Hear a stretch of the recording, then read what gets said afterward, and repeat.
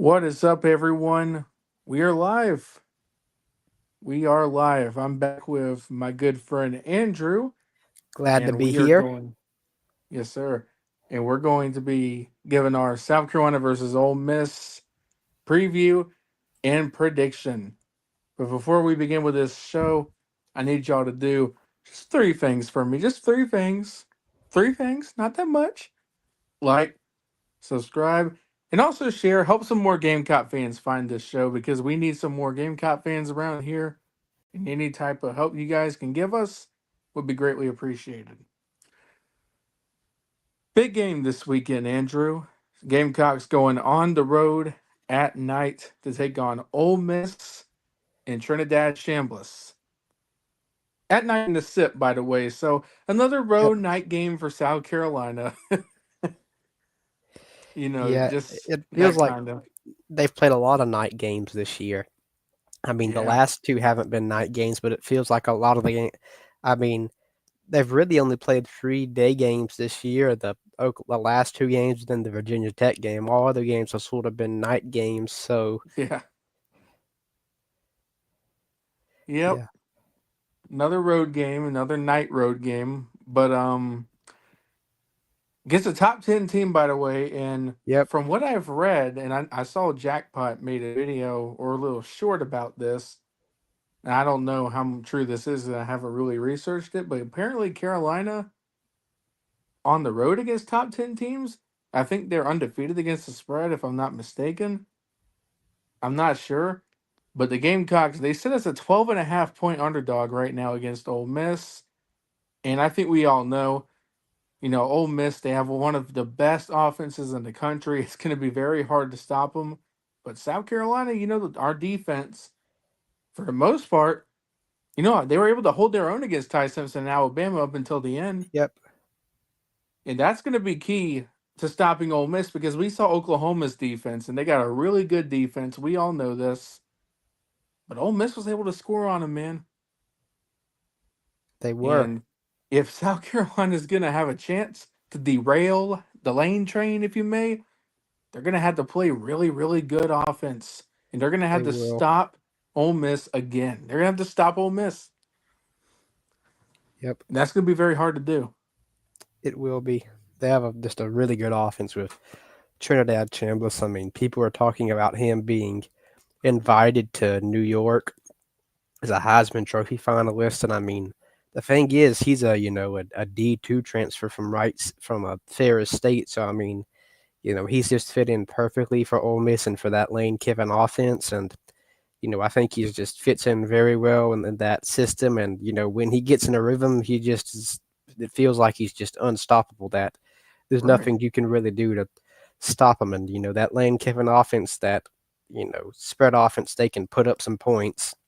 So, I mean, you're going to have to be able to put up points offensively too to compete with that. And I mean, that's going to be the key. South Carolina is going to have to score some score. I don't want to say we're going to shoot out. I think the defense can keep Ole Miss's offense in check at times, but they will have to score some points to win. And I mean, and I mean that's going to be a challenge for this offense. The offense had their best game of the year last week because they threw in some wrinkles and made some changes. They're going to have to throw in some more wrinkles and roll the pocket more and do some more zone reads and RPOs and Right. just simplify the playbook.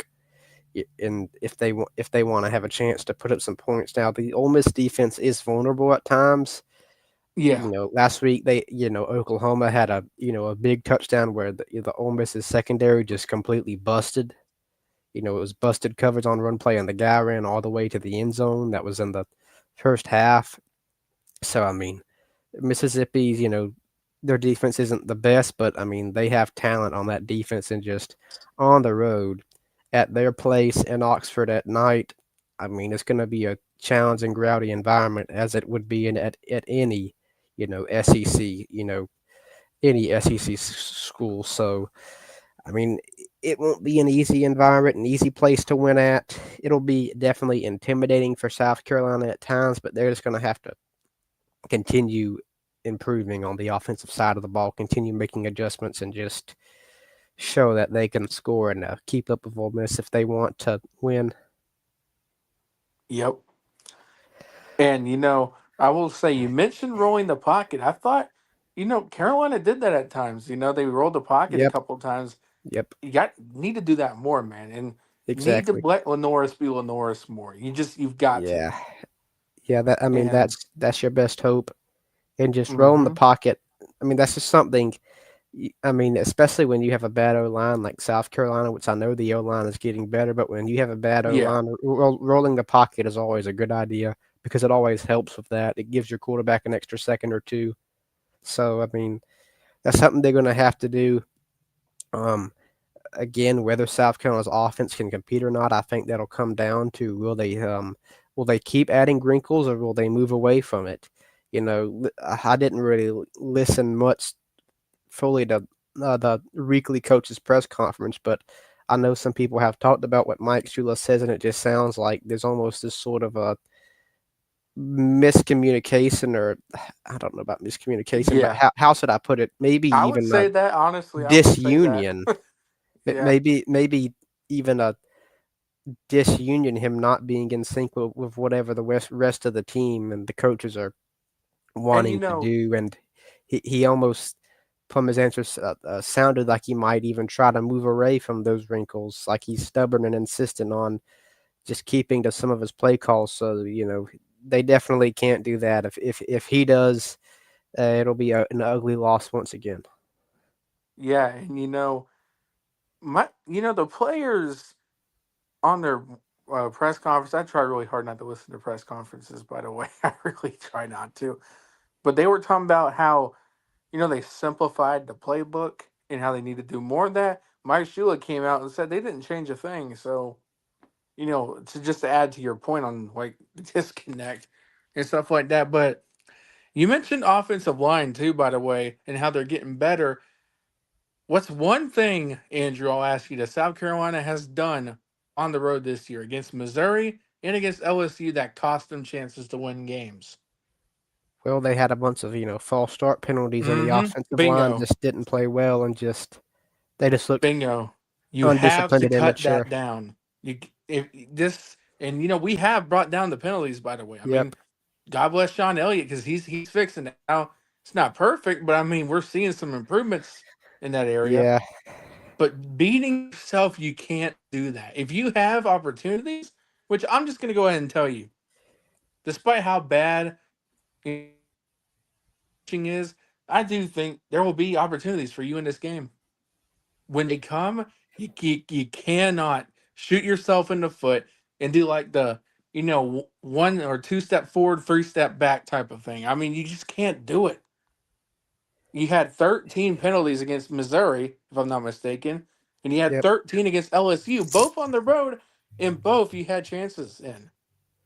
Yeah, and I mean this is a similar environment on the road in the SEC at night. I think the offensive line play will just look more disciplined because Sean Elliott is now over that unit, and they clearly are getting better. So Oh again, I yeah, think the O line will be better, and they'll have some chances, but I'm afraid that the offense could, still stall again as they have, you know, all year with Shula. It just feels like, once they get down into enemy territory and they good get down sir.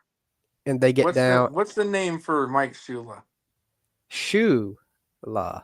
There you I'm go.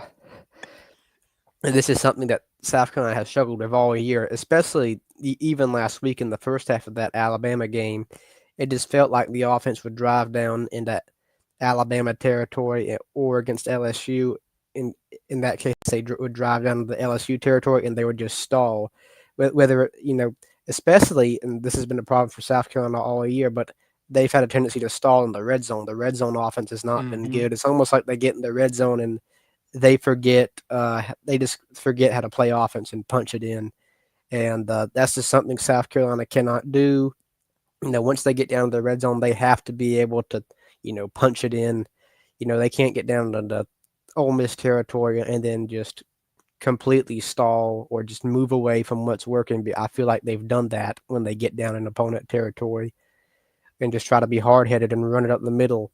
install. They got to cash in on drives.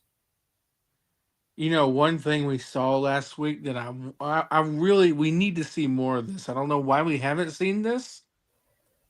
Why don't we try to do more of these post routes to Nick Harbor or these deep It's shots to Nick yeah, Harbor? yeah, yeah. I agree And because that's a good idea. yeah, They did it against Virginia Tech. It worked. They did it against Alabama. It worked. I mean, SC I State too. If you don't remember that long yep, touchdown as well, I mean yep, we have seen it. You can make plays in a deep ball against Missouri too, by the way. So yeah, I mean you've got to push the ball downfield, man.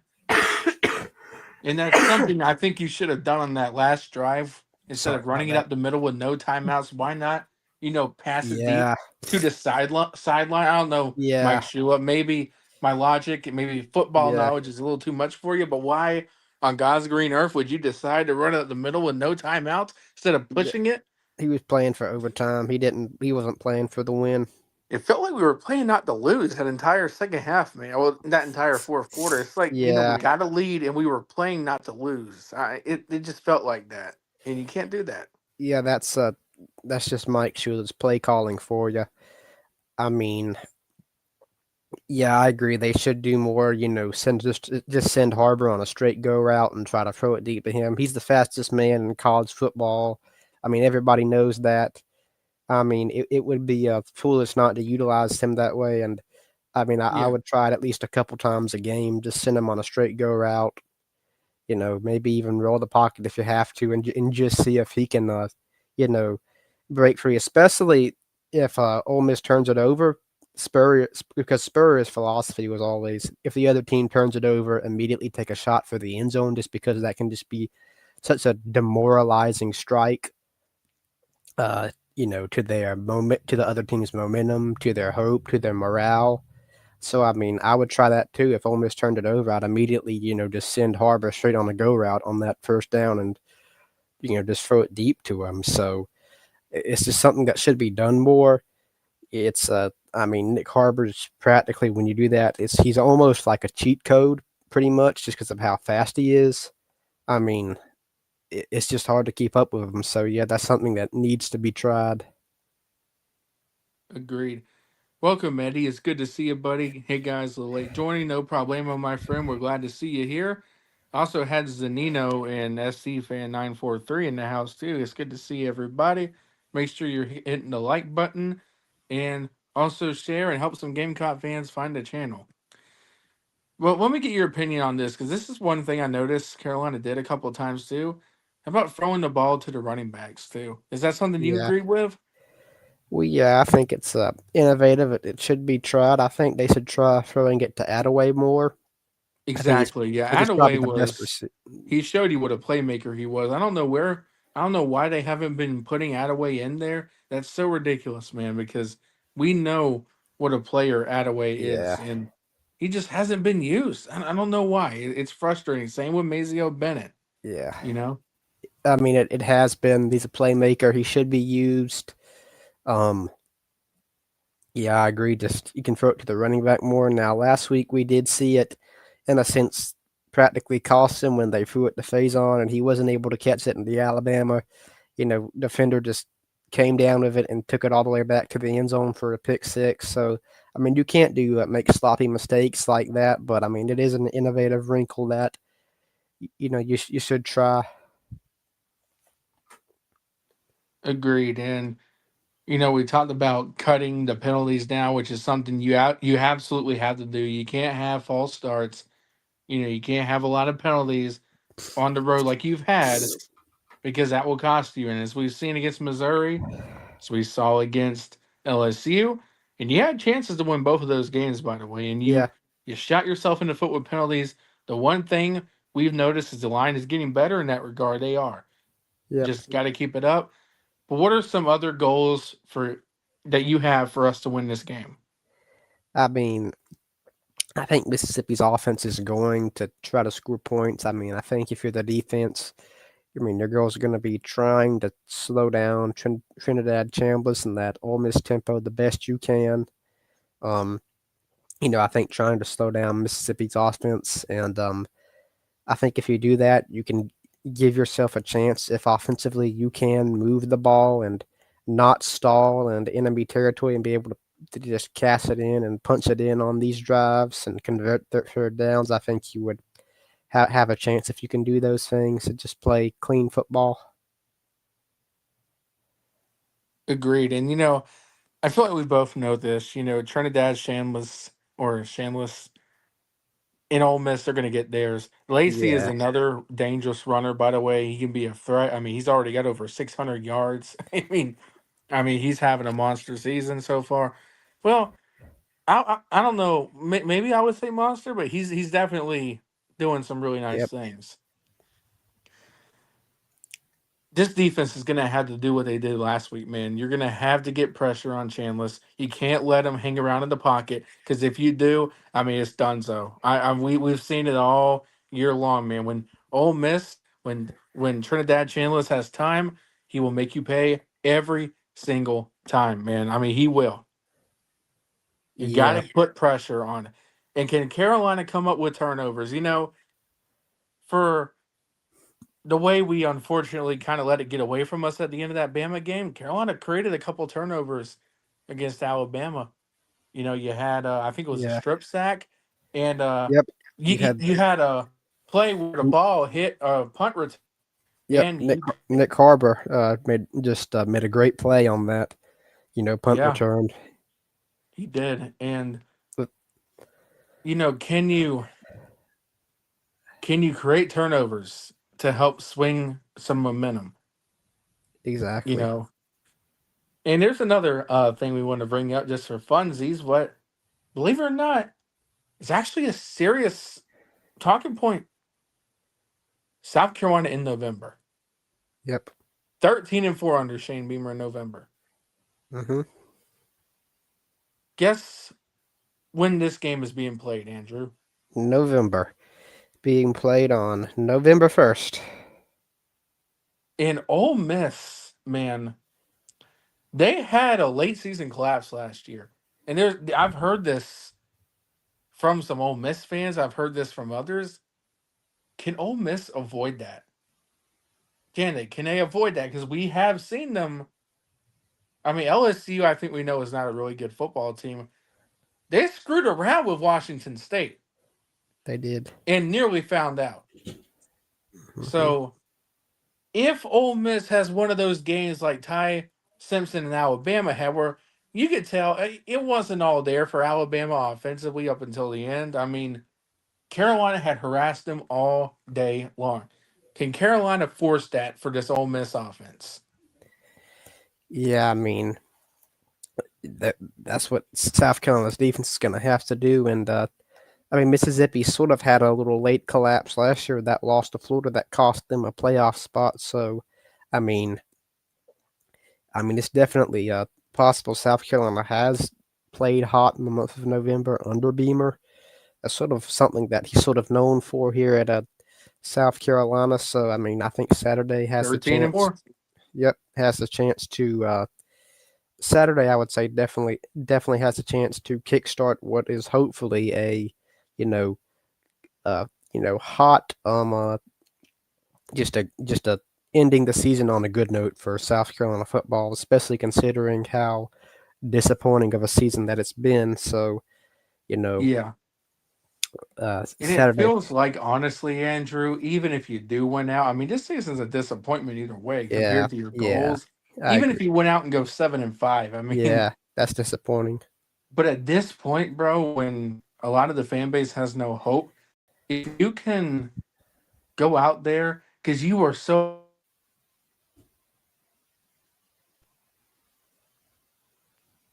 can you do it on Saturday? Because I'll be honest, South Carolina, again, in November, they just have a tendency that this is when their history tells us this is when they play their best football. For whatever Yep. reason it is. In 2021, you lose two games in November, beat two teams. They weren't very good, but no one really thought you were going to beat them. Yeah. 2021, you lost one game in November. 2023, you lost one game in November, and that was the Clemson game. 2024, I mean, you were undefeated in November. Yeah. Exactly. It's just under Shane Beamer, South Carolina has tended to save the best for last. So Which again, has got to stop, by the way. I mean, j- just yeah, well, this is I am I think I left this comment in the Discord. This is earlier. I said I love Shane Beamer, but I wish he would realize the season starts in August and not November. exactly. It's if he could play this way the entire season, it would be a different story. But I mean, in I mean, South think Carolina about the has opportunities. exactly. Missouri, Yep. LSU, Alabama. I mean, Yeah. there were opportunities. Yeah. Might be talking about a completely different story right now, Andrew, but Yeah. unfortunately, just haven't been able to finish. Yeah. They I mean, really, they haven't. Yeah, they haven't been able to finish, and they don't really seem to haven't been able to really start the season until November. I know that's sort of maybe an over exaggeration, but it's just it feels like under Beamer they can't really ever be consistent until they reach that final month. So I mean, again, South Carolina has to win one of the next two games if they have any hope whatsoever of making a bowl. Which I mean, which seems like a very sort of a lofty expectation now, considering where they're at and just compared to you know just where they're at now and the obstacles they have ahead. So I mean, they've gotta just. I mean, on Saturday they've just got to come out hot and just sort of start playing their best ball of the season. You know, I mean, if they want to have a chance to win and a chance to make a bowl game and salvage what's left of this season and make Beamer seat a little cooler heading into next year. And one of the things I wanted to ask you too, do you think there's any truth to these Lane Kiffin, storylines like Lane Kiffin to Florida, Lane Kiffin to LSU? We all know Brian Kelly was fired earlier this week, Yeah, which is a big shock to me, by the way. I didn't see that coming. But do you think there's any truth to that? And do you think that the Lane train in Oxford could maybe derail on Saturday? I mean, I definitely think there's truth to it. But someone asked him about the Florida job, and instead of just outright denying it, he just said that he just tried to stay focused and told his team to try to stay focused. And in private, he told his team, this is what happens, when you win a lot. And to me, when I heard that, that just didn't sound very convincing, as if he planned to stay I at don't Ole think Miss. I anywhere, man. mean, I look at what he's done at Ole Miss, man. I mean, you got a playoff team in Oxford, man. If you can avoid slipping up, you got a playoff team in Oxford. Like, why would you leave, man? And I get I it. mean, LSU would probably pay a lot of money. Florida probably would too. But it's like, dude, it feels like Lane Kiffin's just glad to be where he is right now. I mean, I do personally think that he would rather be in Florida than Ole Miss. It's just, I mean, I've actually thought for a couple of years he might leave Ole Miss, and it's just, I mean, when you just look at his answer, just instead of just denying it, telling his team, "This is what happens when you win." I Yep. mean, that just doesn't sound very just convincing to me. It sort of sounds like he wants to go, but is just trying to just be professional and sort of keep it quiet for now. So I mean, maybe he does stay, but I think it's definitely a good chance he does leave for LSU in Florida. I think right now he's just trying to, uh, you know, stop his team from listening to the outside noise. As for the Yeah. lane train derailing on Saturday, it would take South Carolina playing their best game of the season and having their best game offensively to do so. I mean, I personally don't think it will happen, though. I mean, it potentially could. Like you said, though, I mean, that Ole Miss defense. There are some areas you can exploit. I mean, they're not perfect. I mean, that Georgia game showed a lot, but again, Georgia's a lot better than us. I mean, but some of the things we saw that we did, man, like throwing the ball downfield. Some of these just rolling the pocket, letting Lenora Sellers be Lenora Sellers. I mean, A lot of people were blaming him. I thought he left a lot on the field. Do I criticize Norris and some of the things he does? Yeah, I mean, I do think there are things he could do better, but I mean, geez, me. I mean, he played like a freaking soldier out in that field for you on Saturday. He's gonna have to do that again. He's gonna have to do that again. And to me, man, it just feels like, I mean, the most points Mike Shula has been able to put up is, I think, 22 points now. I think that record was Yep. broken on Saturday. Yep. This is a game where you're gonna have to score, because I'm just gonna go ahead and tell you guys right now, I don't see us winning this game unless we score over 30 points, and that is not something Mike Shula has been able to do. Hasn't even come close. Like Yeah. it just we talk about it on the scooping scores, non-offensive touchdowns. Probably going to need that to make something happen. I mean, unless the least amount of points Ole Miss has scored this year was 24. I think that was against LSU and Washington State. Against a really good Oklahoma defense, they were able to put up 34 points. Ole Miss feels unstoppable right now. They just do. And it's just, you're gonna have to, in my opinion, force turnovers.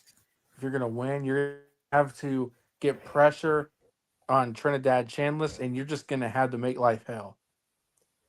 The line is gonna have to bring pressure. You're gonna have to stop the run, get in the backfield. Don't leave him hanging. Just get after the quarterback. Get after him, because if you let him hang, you're gonna get beat every single time. But I guess we'll go ahead and get into our prediction. I this live to be very, very long tonight, if I'm being honest with you, because I got some things I need to do to get ready for tomorrow night. Which, I might as well ask you this before we get into our prediction. You got any plans tomorrow night? Tomorrow night, Halloween. Got any Um. plans, or you just gonna be chilling? Yeah. I'm probably just going to chill tomorrow night, especially with everything that's just been going on lately. I'm just probably just gonna take it easy. Yeah, I don't blame you. I'm actually gonna be going to a Halloween event tomorrow night, and I'm gonna be passing out candy and doing some cool stuff. So I'm looking forward to that. I think we both know I'm too old to be trick or treating, so I ain't gonna be doing none of that. But I'm gonna have a good time, man. But might as well get into our prediction, man. You want to go first, or you want me to go first? I mean, yeah, I can go first. I mean, looking at this game, I think South Carolina might bring some, new offensive wrinkles into the scene Saturday against Mississippi. And considering Mississippi's defense is not the best, I think they, do have a chance to put up some points. But at the same time, I mean, Mike Shula just can't be trusted. He's proven that he just can't be trusted as a play caller. I'm not entirely confident that he won't try to just move away from those new wrinkles and just revert to what he was doing prior to the Alabama game. He seems insistent on it.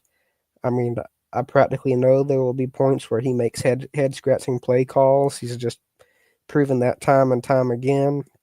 While the offensive line has gotten better, is still not great, and I do think the defense will, keep Ole Miss's offense in check at times, but they do have a really good offense with Trinidad Chambliss, and Lane Kiffin does seem to, he does seem to, know how to score.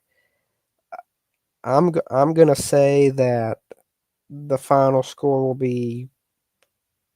I mean, just looking at this game, objectively and analyzing it and trying to think, I'll say 35-20. Ole Miss. Fair, man. Fair. By the way, what's up, Dough Maker? It's good to see you, buddy. Andrew, I'll be 100% honest with you. I know there's a lot of people that have been talking about, Ole Miss just finds ways to blow it later in the season. But I just, the way their offense is playing, I like the way our defense played on Saturday. And I do think there will be times where the defense steps up and makes plays. I just don't think it's going to be enough. I hate to say it. Uh, And I do think our offense will battle. I do think we'll see some points here. But again, I can't see us keeping score of Ole Miss. I can't. Me neither. Again, in my opinion, dude, to beat this Ole Miss team, you got to score over 30 points. And Mike Shula just has not done that. I don't even know if he's going to do it this season. I agree. I'm just going to be honest with you, man. I think Carolina will cover the spread. Believe it or not, I do think Carolina will cover the spread, but I don't think it's going to be enough. I don't. I'm giving Ole Miss 31 and South Carolina 21. Carolina barely covers the spread here. Barely. That's just how I think it goes. I think Carolina will have some plays. The one thing I want to see is us roll the pocket more, do more post routes, do more shots downfield, and less of these running up the middle stuff, man. And these when something's working, you can't go away from it. You know, and that's something we've seen Shula do time and time again. When you get something going, you just be you just keep going away from it, man. Exactly.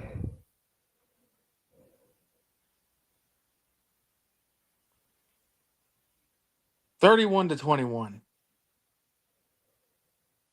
That is where I'm leaning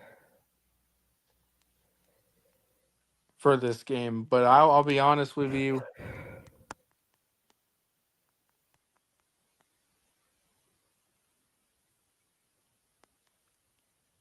Jordan says we're being too linear. Yeah, we probably are being a little too merciful. Probably are being, but I don't see how we win this game. I don't because I don't think we can keep score of them. I don't. Yeah, me neither. I hate to say that, but we've seen nothing, man. And I get it. There were a couple things that were good, but it wasn't all good though. You know what I mean? Yeah, it There's was still inconsistent. boneheaded play calls. I mean, just still some stupidity, and I just can't trust it to be fixed. Me neither. Especially, I mean, some of the red zone calls, like the third down call on that first drive, or you know, the I mean, the calls on the last two drives I thought were really stupid. Running it up the middle when you have a chance to drive down the field and win the game, and you don't have any timeouts, or Yeah, instead of that pushing final the ball drive. downfield, going to the sideline like any Exactly. competent person would do. Going to the sideline, or even like setting up a tunnel screen to Matt Fuller, maybe you're trying that at least once. If they think you're going to run it up the middle, try to you know trick them that way, and see how many yards you can get. Even something like that. Yep. Dillmaker says, I'm on the lane trying to put Beamer's job in jeopardy after this beating. Something tells me Dillmaker thinks this is going to be a 40, 50 point beatdown. I can't blame him, man. I can't blame him. Yeah, I can't blame him. I think something like that might really put his job in jeopardy. I mean, I think the only way Beamer even possibly gets fired this year is if he loses out, which would involve a loss to Coastal Oh, Carolina, don't be which is not surprised if that outside of the happens. realm of possibility. Don't be surprised. Yeah, I just, yeah. If that happens, it'll give me flashbacks of the 2015 Citadel loss all over again, which didn't want to bring that up, but I mean that's still a few weeks away. But yeah, I mean, I think if this is a blowout loss, people will really begin to. I mean, people already are questioning Beamer, but people will. It'll just add fuel to the fire for Beamer, and I mean, him not having already fired Shula already. I mean, that's just causing people just to doubt him and distrust him, and he needs to do something to quiet, you know, quiet the distrust among the fan base, and so that he is I the don't think guy that's to going to be. happen. Yeah, I mean, either. But if he were to go out and lose in a blowout Saturday, it would just make things worse for him than they already are. Man, let me tell you this, and you mind if I rant for a few minutes? Oh, of course, man. There are so many Gamecock fans out there that are way too loyal to a head coach rather than the team they pull for.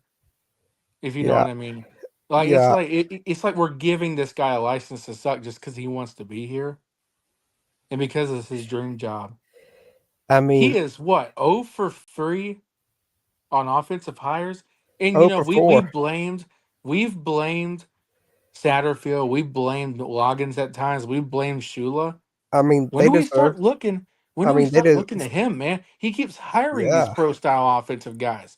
yeah. I Why? mean, they It's deserve blame, never but so worked. does the guy who hires them. How many times do you have to try and fail at something before it finally clicks with you? Oh, this ain't working. Yeah, I mean, the definition of insanity is doing the same thing over and over again and just expecting a different result. I don't know why he's infatuated with this pro style offense. I really don't. It makes no sense why he or really any college football head coach is. I mean, Kirby Smart's sort of infatuated with it too, but the thing is they have talent, so it's not as big of a deal, even though it has costed them at times. But I mean, it But the definitely just problem can't, run at South Carolina. Not enough talent, and I mean, and even if I did have the talent to run it, I'm just going to be is honest with you. outdated. I'm just going to be dead honest with you. Even if I had enough talent to run a pro style offense, I would not run it. Even for teams that have talent, it is costed them at times. I think back to that 2019 season. Kirby Smart and Georgia ran an outdated pro style offense. They had a ton of talent on that field, and they barely managed 30 points per game, which is not bad. But when you have that much talent, you should be able to put up 40 or at least around 40 points per game. So I mean, it's not only is it outdated, it's designed for the NFL. I mean, I've been insistent that just How running about a run some college offenses? You yeah, know what I mean? ju- But just ju- just run a spread offense. That would fix a bunch of your problems right there. Joe Maker says drop the link. We will in a minute. We will in a minute. Don't worry. But for me, it's like again, as Gamecock fans do, we got to raise our expectations. We can't be okay with just below eligibility and beating Clemson every year. Oh And no, until you change your mindset, until you change your expectation, the thing that everybody says is, "Well, Carolina's a loser. They've won yeah, nothing in 100 years. They're never going to do anything." Well, with a mindset like that, you're right. We will never do anything with a mindset like that. yeah, exactly. And Yeah, I it mean, feels like we're the only young guys that really know that too, because there's a lot of young Gamecock fans our age that just can't get that through their heads, and I don't know why. It pisses me off, man. It does. It's like, um, oh, this guy won 9 games last year, so let's give him a license to suck this year. Like you know what I yeah, mean? yeah. I mean, there used to be a time, particularly back in the 1990s and even early 2000s, where for South Carolina, if you won 6 games and beat Clemson and or Georgia, that was considered a good year. But that was back in a different era when Does Spurrier not expectations were see the even expectation from that though? when expectations were even lower than they are. And I feel like just the turnaround they had under Lou Holtz and that 4 year run under Steve Spurrier, you know, eliminated those expectations and made it to where now at Carolina, 6 wins isn't good enough. Which I mean, I'm glad that's happened, but fans have got to get out of that mindset of all that matters is beating Clemson and winning 6 games. And I mean, this is something that actually he used to be one of these fans, but now looking back, I kind of look back at it with a little bit of shame and um, Yeah. embarrassment. But there used to be a time, and I'm sure you've heard this, but I'm sure you've been asked this question before. But would you rather go 11-1 with a loss to Clemson or go 1-11 with a win over Clemson? And I said I'd rather go 1-11 with a win over Clemson. Now looking back, I sort of look back at that and go, why the heck would I gladly go 1-11 with a win over Clemson? It's just your season let is me not one game. links in the chat, by the way, Domix, if you're still in here. But So it's just I just feel like South Carolina fans have got to get out of this mode. They've got to get out of this mode of just winning 6 games and beating Clemson is good enough. They've got to get out of this mode of I'd rather go 1-11 with a win over Clemson than go 11-1 with a loss to Clemson. And they have got to get out of the mode of, well, I'm okay with you know, having pretty losses to top 5 teams like Alabama. yeah. The Quit amount of people now quit are on quit quit Twitter and bragging Facebook. about close losses to good teams. That's just so embarrassing, and it says a lot about the fan base. Moral victories. Yeah, I remember, and you remember this too, way back in 2018, and South Carolina lost to Clemson 56-35. I mean, they gave up 56 Oh yeah, points I know where and you're lost by going with 3 this. touchdowns. And I remember this, and I was kind of one of these fans too. And I remember like South Carolina fans were proud. They had acted almost as if they had just won the game, and it's like, dude, I you remember. you lost by 3 touchdowns. Like, Oh no, Lord, dude, like I okay, okay, your offense wasn't the dead donkey everybody thought it was, and Jake Bentley threw for 510 yards, but you still gave up 56 points because your strength and conditioning on the Muschamp was horrible, and you just had a ton of injuries on defense. Like, losing by 3 touchdowns is nothing to brag about, and I don't care how good Clemson yeah. back then was. It was nothing to brag about. Losing in general, nothing to brag about, man. But what's up, Jordan? Good to see you, my friend. Hope you're doing well tonight. Oh man, I'm doing good. Enjoying listening to y'all, y'all young fellas. Tonight was, or today rather, it's my son's birthday. He just got done doing all the birthday Oh, things. happy birthday to Cool. him. Happy Yep, birthday. 8 years old. Oh man, And that's whatever awesome. whatever this I don't know. Y'all younger than I am. I can't keep up with all these trends. What's this 6-7 stuff? Do y'all know what that is? I have no idea. I don't even pay attention to that kind of stuff, if I'm being honest. I've heard of it. I I haven't really paid attention. I'm gonna look it up right now. I've seen it on Twitter, but I haven't really cared because I try not to really get So involved with a lot of that. being corny because I don't know what it means. I bought him a shirt with a '67 Mustang on it. He thinks it's the coolest thing in the world because it says 6-7. I have no idea. According to Wikipedia, 6-7 is an internet meme and slang term that emerged in early 2025 on TikTok and Instagram Reels. Of The course, phrase it's TikTok. originated from the song Doot Doot 6-7 by Skrilla, which became popular in video edits featuring professional basketball players, especially LaMelo Ball, who is 6'7" tall. The meme was further popularized through overtime elite player TK Tinney's repeated use of the meme, and in March 2025, a boy named Maverick Trevelyan became known as the 6'7" kid after a viral video showed him yelling the term at a basketball game while performing an excited hand gesture. So it's some meme. I don't even dabble in that kind of stuff, but I hope your son had a good birthday, though, Jordan. He seems to have had. But here's the thing. Like, I'm 43 years old. If you told me happy birthday, I'd say thank you so much, and I'd just move on because it's just another day of the week. But I mean, turning 8, you celebrate the things, the cake, and all the things. Yeah. Yeah. Yeah, I mean, I would definitely say when you're a young kid, I mean, birthdays are already special, but when you're a young kid, it's even more special. Right. Well, not when you're born 5 days after Christmas, it ain't special because you get a gift. Oh no, it's for Christmas and a birthday. That's me. Yeah, I would. Yeah, my birthday is on December 12th. My grandfather. Mine's the 30th. My grand. 30th? Yeah. Yeah, my grandfather. His birthday, and marriage anniversary falls on December 24th. So Ooh. both his birthday and wedding anniversary falls on December 24th. So someone could literally walk up to him and give him a gift and like say, this counts for your birthday, Christmas, and like wedding anniversary. Yeah, all my father, all my siblings. Now, my mother was born in September. She passed back March 1st, but all my siblings, all but one, all their birthdays are between May, June, and July. And I'm in December, and I'm like, they get summer stuff for their birthday. I get winter stuff for my birthday that is considered a Christmas gift. When do I get summer stuff? You know what I mean? Growing up. Yeah. Yeah. That's Yeah, one thing I've always wanted to know, man, because I'm born during Christmas time.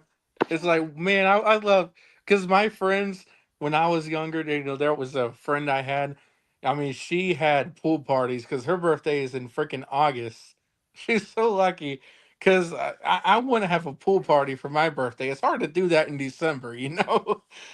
But, um, I will say it is kind of special for me personally to have a birthday in December because it means something for it to be during the holiday season because it's like when I was growing up, sweet.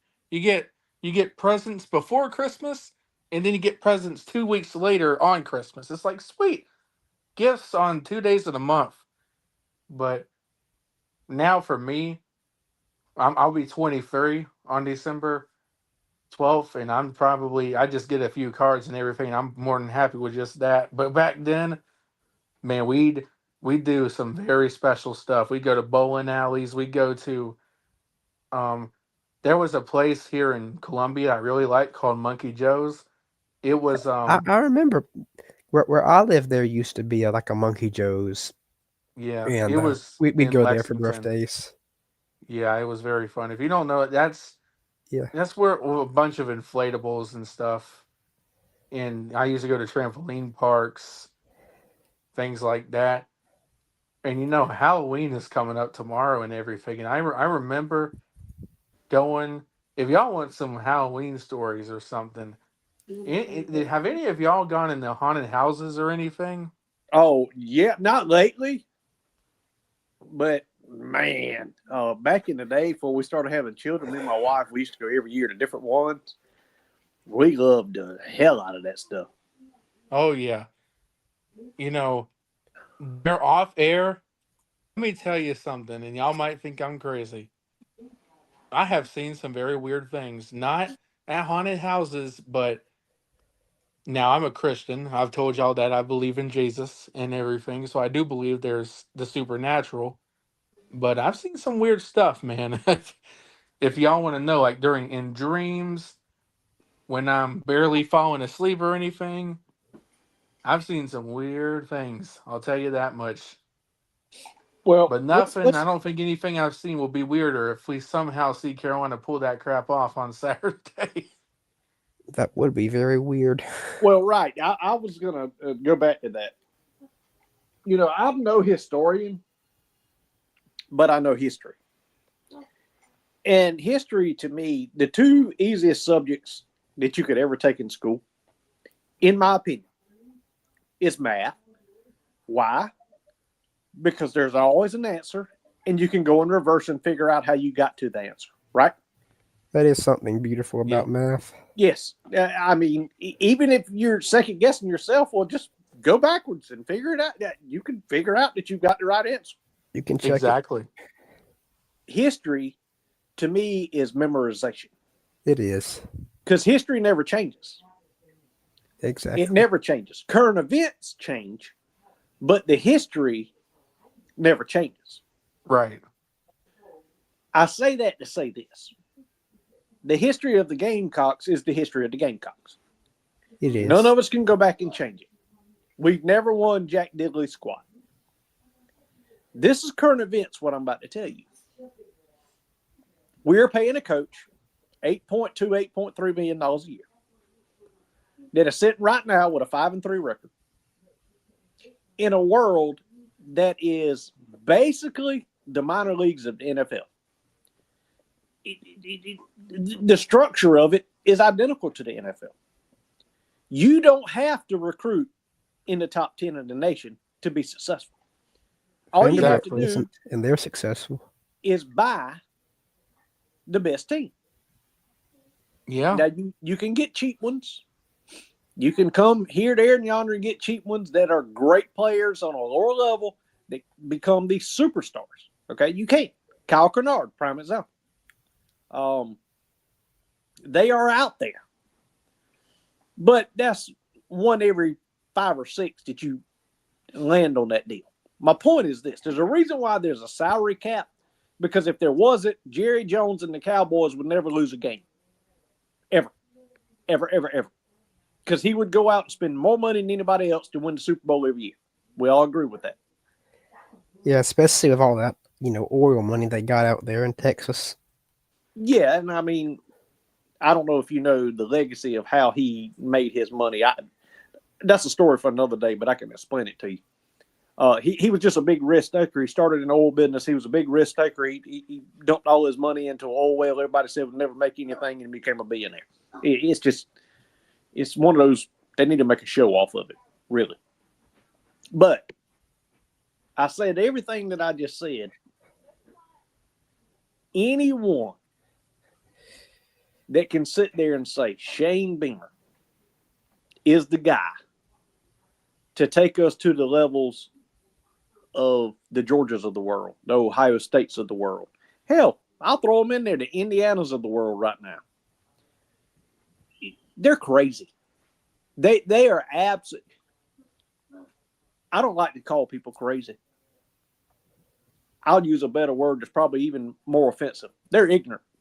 They're ignorant. I saw a coach get fired not too long ago with a $70-some million buyout.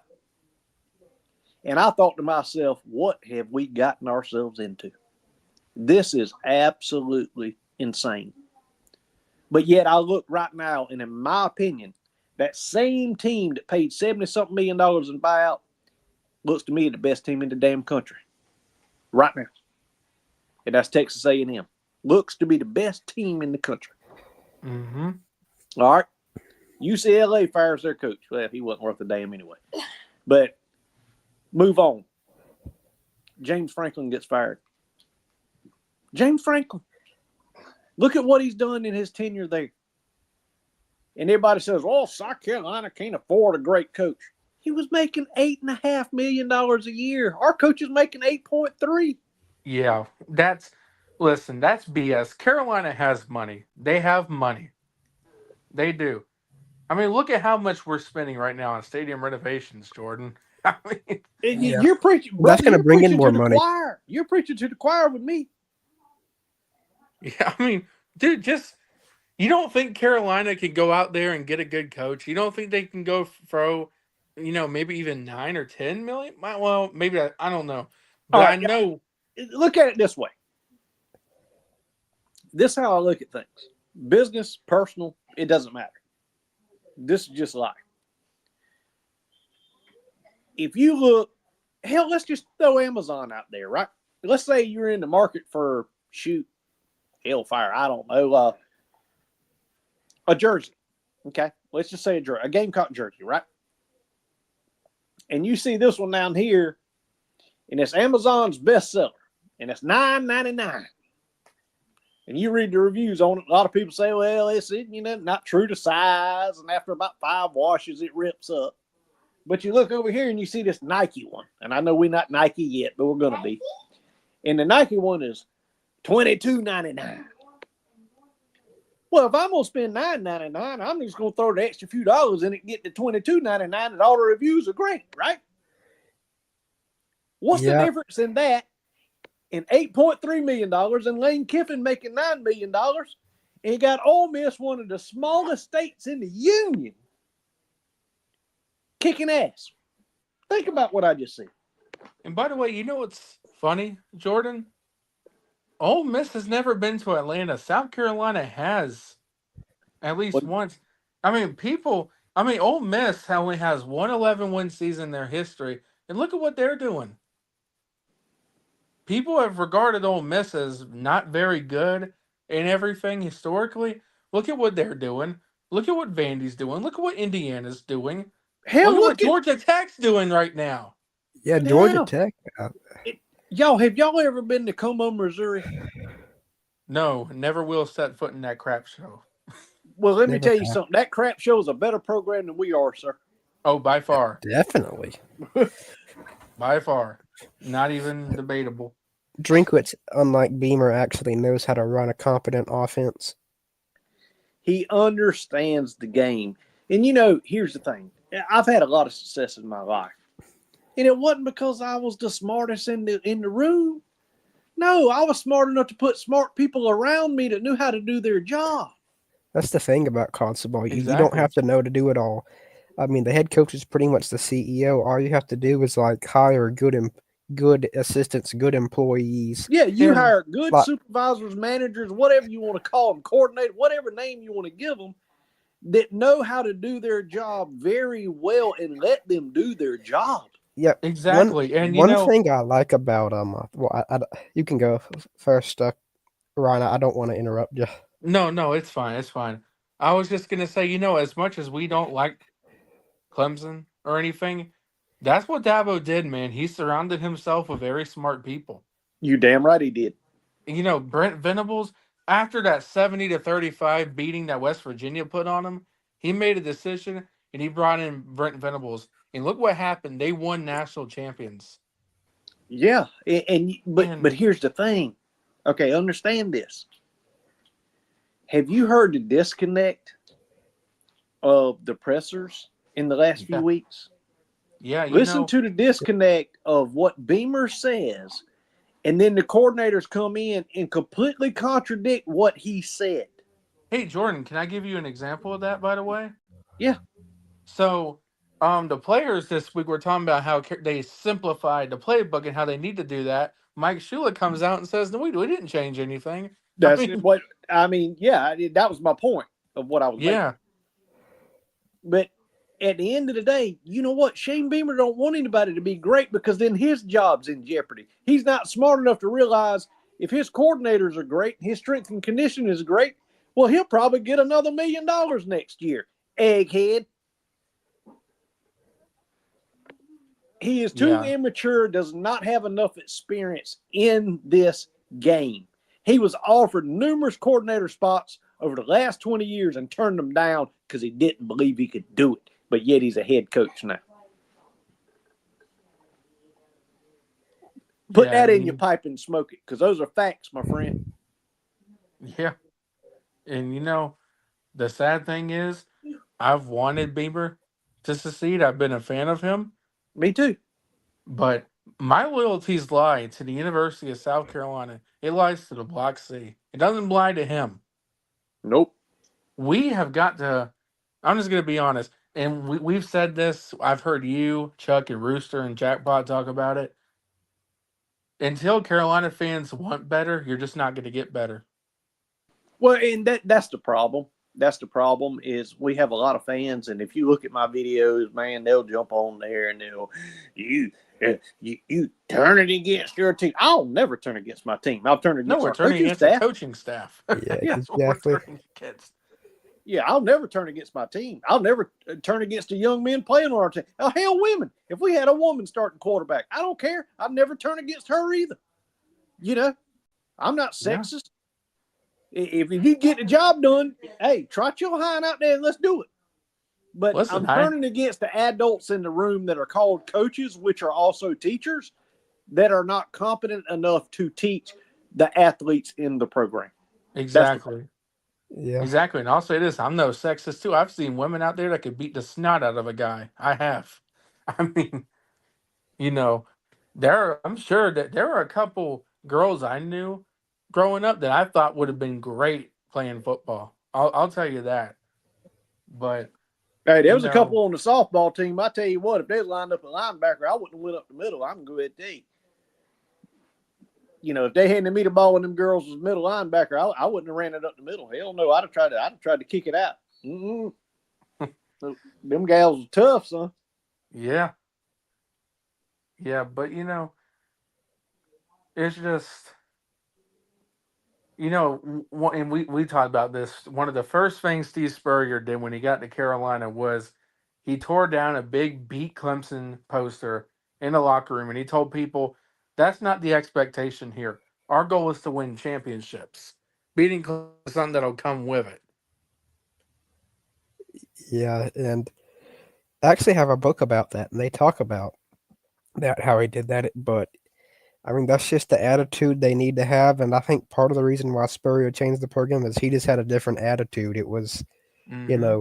don't just try to beat Clemson. He put a lot of focus on beating Florida, Georgia, and Tennessee. A lot of focus on that, which I mean, that kind of started under Lou Holtz. That focus of we need to beat Florida, Georgia, and Tennessee, them being as the big three. But I mean, I think South Carolina needs to go back and embrace that attitude again. Of just trying to post a good record in SEC play, and that being what's most important, will really determine the fate of your season. And I mean, I think a lot of fans are afraid of it just because they want to beat Clemson so much, and they know the history of Carolina. I think some of them just have this feeling that Let me tell you, Winning or losing to Clemson is not going to put us in or out of the SEC championship. Okay. exactly. And the thing is, man, that's kind of, dare I say it, man. Carolina fans are gonna get mad at me, but I don't give a crap. That's little brother behavior, It in is. my opinion. It is. Oh yeah. Yeah. And you just can't have that. I mean, think about it last year, gentlemen.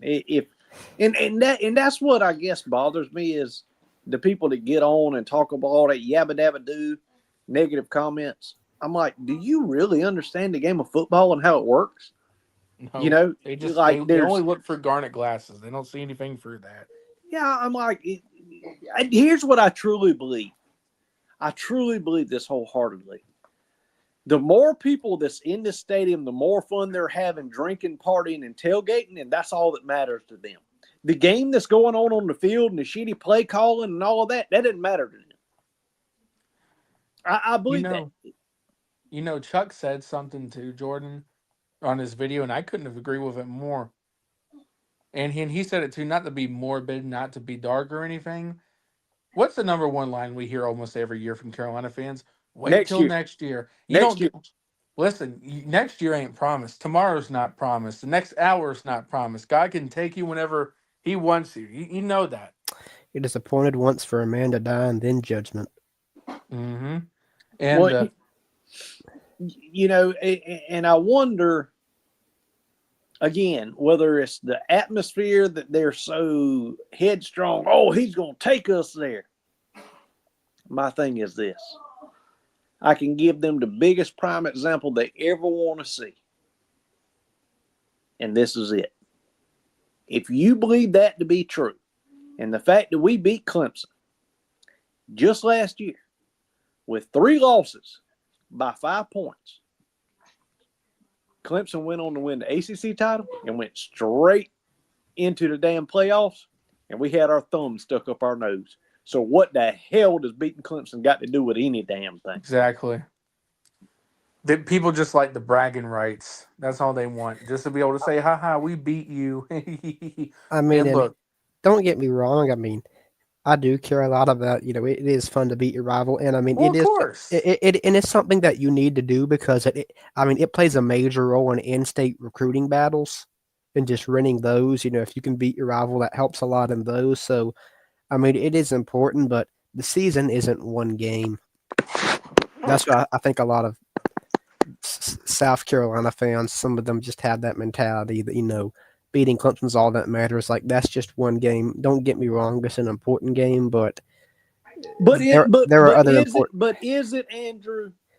Is it important other than the small Palmetto state of South Carolina? Is it really important? Is it gonna take you out or into the playoffs, out or into an SEC or ACC championship? No, it's not. I mean, it won't take you out of into the SEC championship. It could the playoffs, depending on your record. I mean, if you're like a 9-2 team and you lose, that could take you out. Or negative, or negative. I'm glad you brought that up. If you're a 9-2 team, you lose to Clemson, but you still make it to the SEC championship. Well, Win it, you're in the playoffs. Oh, I agree. I'm just saying, like, let's say you're not in the SEC championship game, like you've been eliminated from that, and you know, and it literally comes down to that game. It could. So and again, I'm not trying to say that the season's one game, or I agree.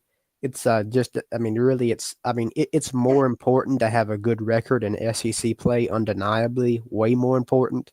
It's way more important to have try to go 8-0 than SEC play than beat Clemson, and I think fans who I'd disagree rather are win a natty pretty than beat delusional. Clemson. Oh yeah, I agree. Look at I'd Ohio rather- State. They y'all, lost you to know Michigan what? last year and won it I all. will take the next 5 years of losses against Clemson to win the SEC. Damn a natty. Just to win the SEC. I I would will. take that bargain too. I would take Yep. it any day of the week. Gamecock Man 2006, what's going on? It's good to see you, buddy. He says right. Must agree with what we're saying. I appreciate it. Hit the like, hit the thumbs up, by the way, if you're enjoying Absolutely. this. Well, gentlemen, I appreciate y'all letting me on. I got to jump off here. I got an early morning in the morning, but I thank y'all so much, and y'all keep it up, okay? All right, you too, buddy. And unfortunately, sir. I won't be able to join y'all tomorrow because I got a Halloween event to go to. But I do hope your show goes well. Anybody who doesn't know, please go subscribe to Gamecock Chuck and the Deal Maker. They do shows. I think it's every Sunday now and every Friday night, and they do a great job. They know what they're Yep. talking about. They love the Gamecocks, and I've had a lot of. I've had a great pleasure getting to know them and hang with them. So go talk with them. We Go, appreciate do their that, my stuff. friend. I appreciate you. But anyways, don't get guess too what? scared. Our schedule is soon going to change, and we try to live stream every game, do a fan reaction on Saturdays, but that's about to change because Chuck's a big time basketball guy, and man, he knows more about our basketball program than anybody. So we ought to be doing a fan watch along on a Tuesday night. But let's just get over football season, and everybody will see what's. We don't even know what our schedule is going to be yet. Yeah. But yeah, I'm looking forward to seeing it, man. But Jordan, don't get too scared tomorrow, because it's gonna be a spooky night tomorrow. I'm shaking in my boots. Y'all have a Who good knows? one. I might come and haunt you. You have a good one. You have a Bye-bye. good one. All right. Well, yeah, I guess we're gonna go ahead and wrap this thing up. It's been a really good stream, and tomorrow night, I have a busy night coming up tomorrow night, so I got to go ahead and get ready because I got to get up early, get some candy for the little trick or treaters coming for us. So, yeah, it's gonna be a busy day tomorrow. It always is on Halloween. So, I appreciate all of you tuning in, and hopefully, just hopefully, the Gamecocks can scare and haunt Lane Kiffin in the Ole Miss season on Saturday. Yep. We hope for it, but sadly, I don't think it's going to happen. But we'll see. With that being said, your man, Cocky Ryan, and my good friend, Andrew, checking out. Go Cox, and hang on to your butts. Beat Ole Miss.